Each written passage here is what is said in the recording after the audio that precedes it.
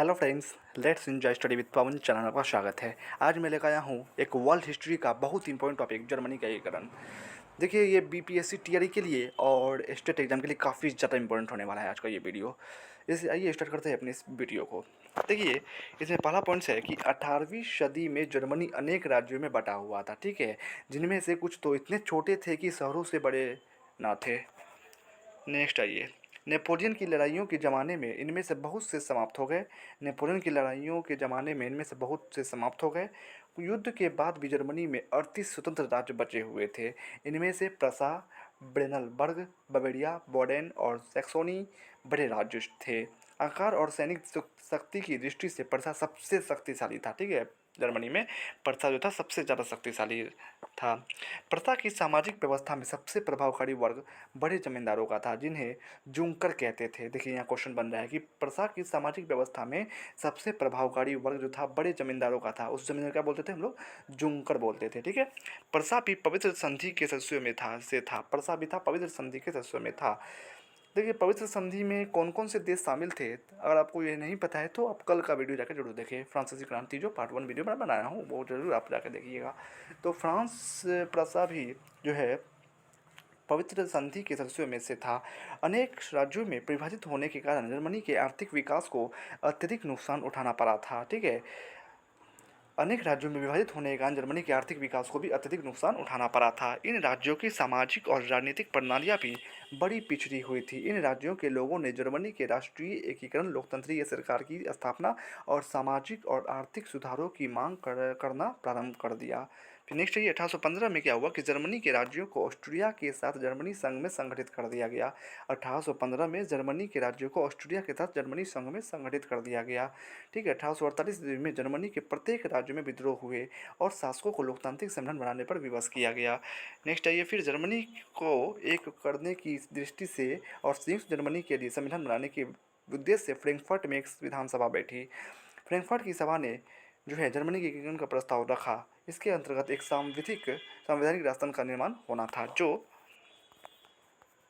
प्रसा के देखिए यहाँ है, फिर जो प्रसा के राजा के अधीन काम करता और यह राजा जर्मनी का सम्राट कहलाता था।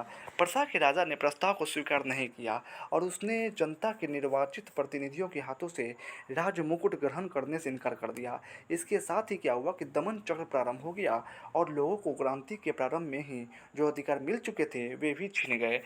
हजारों जर्मन क्रांतिकारियों को देश छोड़कर भागना पड़ा और विदेश में अज्ञातवास करना पड़ा। अब जर्मनी का एकीकरण एक लोकतंत्रीय देश के रूप में क्रांतिकारियों के प्रयत्न से नहीं होना था, बल्कि एक सैन्य शक्ति प्रधान साम्राज्य के रूप में शासकों द्वारा होना था। इस नीति का नेता बिस्मार्क था, जो प्रसा के एक अभिजात्य घराने का था। वह संयुक्त जर्मन राज्य में जमींदार, अभिजातियों और सेना की प्रधानता चाहता था। वह जर्मनी का एकीकरण प्रसा के राजघराने के अधीन चाहता था। बिस्मार्क ने एकीकरण की अपनी नीति को रक्त और लौह की नीति कहा। रक्त और लौह की नीति का अर्थ था कि युद्ध, यानी हम जर्मनी का एकीकरण जो है सैन्य उपायों से ही कर सकते हैं। रक्त और लौह की नीति का क्या मतलब था कि जर्मनी का एकीकरण जो है वो अब सैन्य उपायों से ही संभव हो सकता है। अपने उद्देश्य की पूर्ति के लिए बिस्मार्क ने ऑस्ट्रिया को जर्मनी संघ से बाहर किया, ठीक है। ऑस्ट्रिया को जर्मनी संघ से बाहर किया। उसने 1866 ईस्वी में जर्मनी के 22 राज्यों को संयुक्त करके उत्तरी जर्मन संघ बनाया था, ठीक है। 22 राज्यों को संगठित करके उत्तरी जर्मन संघ बनाया था। जर्मनी के एकीकरण प्रसा और फ्रांस के बीच हुए एक युद्ध के बाद पूर्ण हो गया, ठीक है। जर्मनी का एकीकरण जो है प्रसा और फ्रांस के बीच हुआ था, एक लास्ट युद्ध हुआ था, 1870 में युद्ध हुआ है और इसके बाद समाप्त हो गया। 1870 में हुई लुई बोनापार्ट ने, जिसकी शक्ति छीन होने लगी थी, प्रसा पर आक्रमण कर दिया। यह युद्ध बोनापार्ट के पतन का कारण बना। फ्रांस की सेना पराजित हुई और सम्राट बंदी बना लिया गया। पराजय के पश्चात फ्रांस एक गणतंत्र हो गया और जर्मनी का एकीकरण पूरा हो गया। एकीकरण के बाद जर्मनी यूरोप का शक्तिशाली राष्ट्र के रूप में उभर कर सामने आया। देखिए, यहाँ जर्मनी जो है कई सारे छोटे छोटे प्रांतों में बटा हुआ है, जैसे बाल्टिक सागर, एशिया, ये बर्लिन, ये सब है। देख लीजिए, आप देख सकते हैं। 1856 से पूर्व फारस का क्षेत्र था। फिर फारसियों द्वारा जो है, देखिए ये जो डॉटेड लाइन है ब्लैक ब्लैक, वो अधिकृत है, फारसी द्वारा अधिकृत है। उत्तर आप देख सकते हैं ये सब।